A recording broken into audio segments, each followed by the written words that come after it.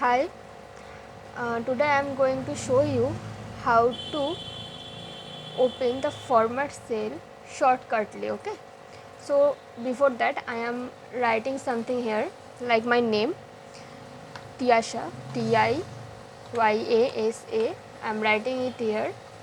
Then I am just selecting the box. Okay, then I am pressing Ctrl and 1.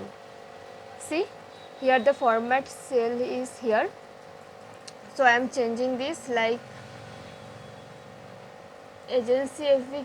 What is this? Not liking. Algerian. No. Oh my god. Arial. Okay. Arial. Then I am choosing the font style italic. Size 14 enough, I guess.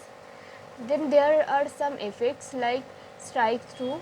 If we click it, it will be show like this. Superscript and subscript like this. So I'm not doing this, only doing this, and I'm going to change the color to this. Okay, then I'm selecting OK, and here the result.